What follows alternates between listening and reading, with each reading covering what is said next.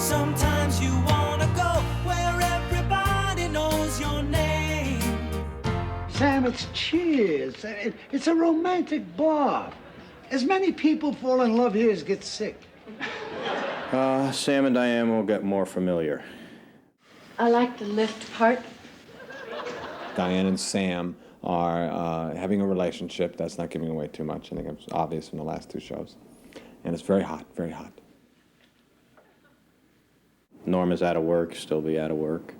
Afternoon, everybody. I've gotten a little dumber, I think. Truth be known, I've gotten a little dumber. But it's not like I'm stupid, is it? The coach will remain sweet. Have an accident, Sam, or you're just glad to see me? Carla has a baby. I was trying to hold out until my customers left. It was my last shot at a pity tip. John Ratzenberger's still a mailman. I got a big day tomorrow. They've asked me to test drive a new postal vehicle on my route. What else? That's about it.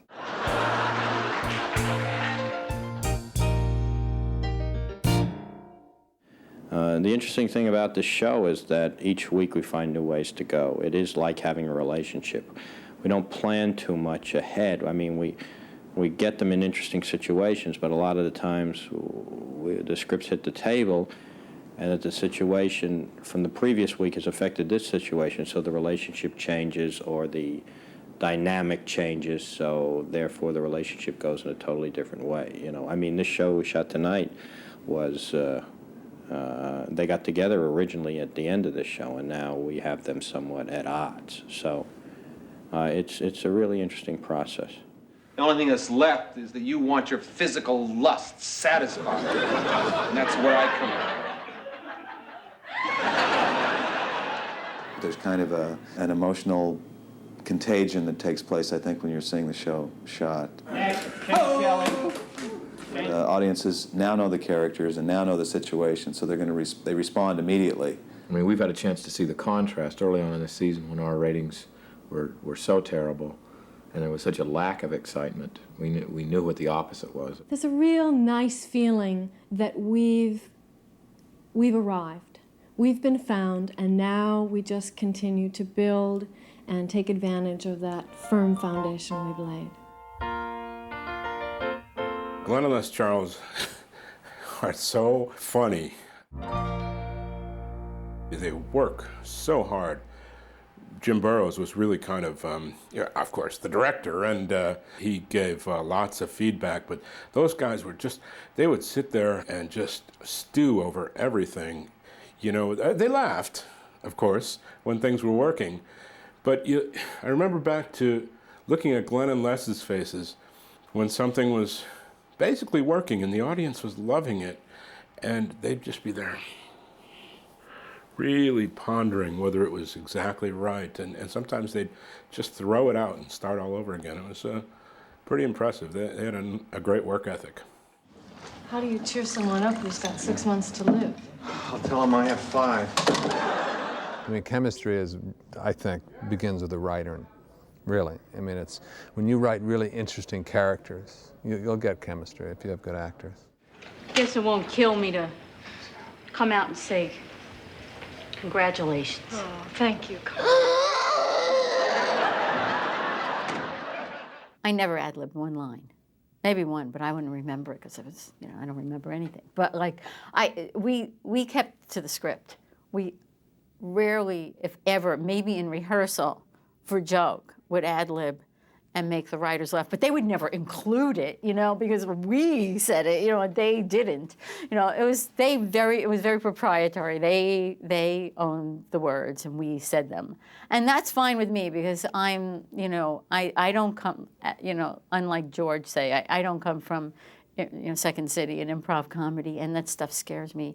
I think other people write a whole lot better than I do. Who would use a line like that? Not me. One of the big reasons the show stayed fresh, first off, you created great characters. They hired really interesting individuals that were different from each other. All of the actors had different styles and were different people and came with their own baggage. Everybody was, really, and it became more and more evident as the years went on, but they were, each person was highly individual. In this play, Andrew Schroeder, my discovery, will enact the role of Othello. Shelley has comedy chops for miles. No, I'm going to make a funny face.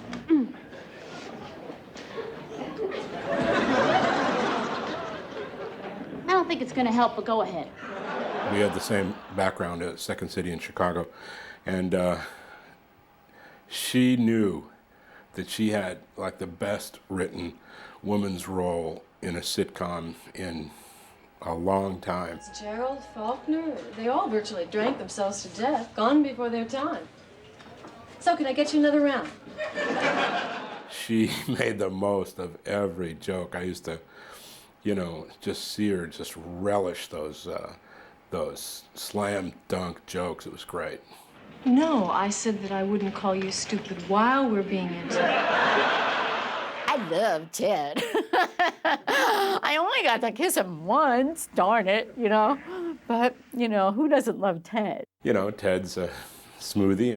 By the way, I think you would do a lot better for yourself if you stopped meddling in other people's sex lives and started concentrating on mine.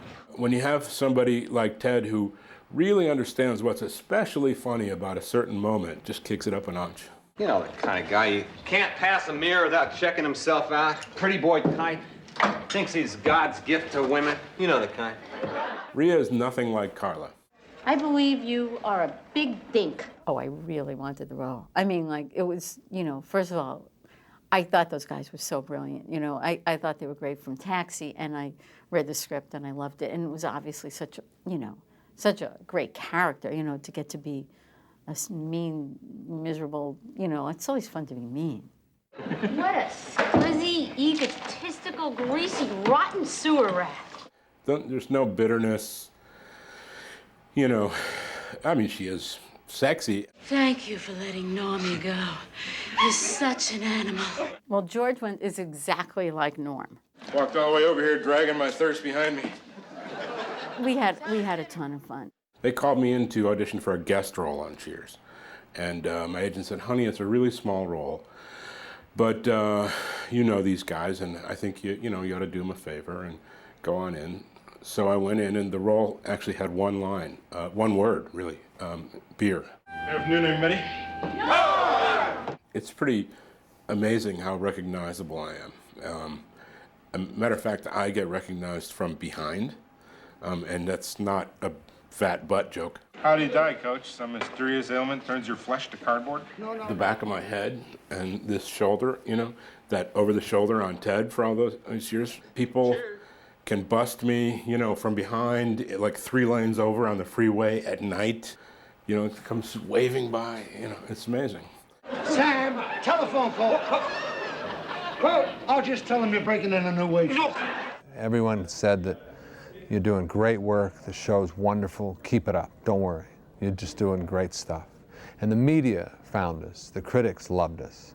So it's one of those things where we as actors were always buoyed up. You know, it was a great space to be in because it didn't impair our work. We just assumed we were a hit, we were always going to be on, and we were having a great time. Yeah, you better step back here, Diane. This thing will shear your kneecaps right off.